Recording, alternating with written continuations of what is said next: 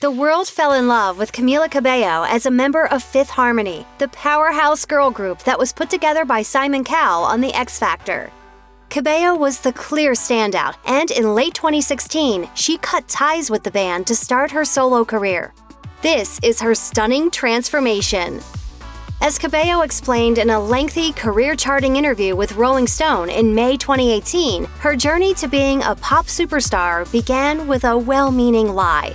When she was 6 years old, her mother told her they were headed to Disney World, but they were actually emigrating from their native Cuba with just a backpack of possessions and $500. They headed from Havana to Mexico, crossing into Texas, where they hopped on a 36-hour bus ride to Miami. They stayed with friends until solid work could be found. As Cabello explained, her goal was always to end up in the United States. When she got pregnant with me, she wanted me to be in a place where there was no ceiling to whatever I wanted to do. So you might see me up here on the stage tonight, but behind me, backstage, looking at me right now, hi mama, I have the most incredible example of what it means to be a woman. Her father followed soon after, swimming the Rio Grande to join them. Mom was an architect back in Cuba, but she worked at a Marshall's in Florida and used a posh fake address in order to send her daughter to a good public school. Her father earned money by washing cars, finally securing his green card in 2016. As a young girl, Cabello was known for being shy, but she still managed to make it to the stage as a teenager. I love music so much, but it definitely takes a lot for me to break out of my shell. When she was 14, she decided to forego the traditional quinceañera celebration for her upcoming 15th birthday. Instead, her family spent the money driving to North Carolina so she could audition for The X Factor.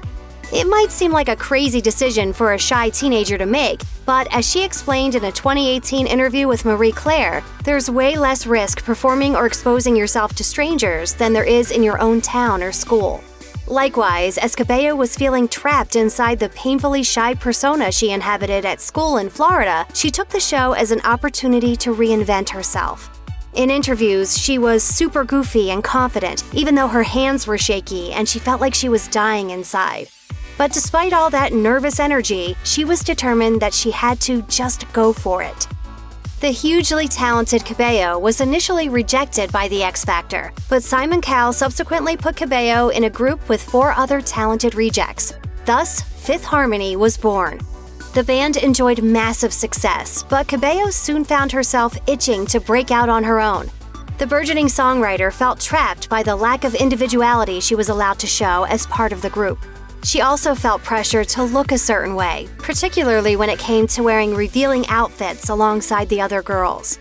She attempted to rebel in her own way by wearing turtlenecks and pants. Eventually, following a couple of high-profile solo guest spots, the atmosphere got frosty, and in December 2016, Fifth Harmony released a statement announcing Cabello was leaving the band effective immediately. When it came time to finally show the world who she was, Cabello didn't hesitate, releasing her first solo single, Crying in the Club, in May 2017. Although it was an exciting time for the young starlet, it was also terrifying. She revealed on BBC's Radio 1 breakfast show that she hadn't slept at all in the 2 weeks prior to release. The track enjoyed only moderate chart success, topping out at number 47 on the Billboard Hot 100. Still, it announced Cabello as a solo star, even if, as her manager Roger Gold told the New York Times, the song doesn't feel or sound like Camila. He further acknowledged, "We were most successful when Camila trusted in her own instincts." Released in January 2018, Cabello's debut solo album was originally going to be called The Hurting, The Healing, The Loving, before being changed to the less clunky Camila.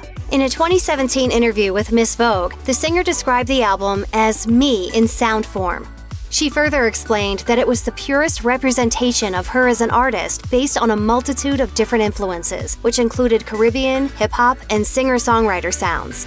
In a discussion with Wonderland magazine that same year, Cabello enthused about how much control she had taken of everything while creating her sound, saying, "I've had a chance to really write and make the songs, and I've been involved in every aspect of it, from the production to the mixing to everything. It's definitely a lot more challenging, but it's more fun for sure." 2018 was Cabello's big coming out moment as her massive #1 single, Havana, was released, spending a sensational 49 weeks on the Billboard Hot 100. She told The Guardian that her label actually wanted a completely different track to launch her self-titled debut. But she put her foot down, subsequently topping the album and singles charts at the same time, the first solo artist to do so since Beyoncé in 2003. Trusting her gut proved to be a smart move in more ways than one. In addition to the chart success, Havana ended up being Grammy-nominated for Best Pop Solo Performance. It also earned Cabello 3 American Music Awards and even the MTV Video Music Award for Video of the Year. This is too much for my little body. Yeah. Too many emotions. Check out one of our newest videos right here. Plus, even more list videos about your favorite stuff are coming soon. Subscribe to our YouTube channel and hit the bell so you don't miss a single one.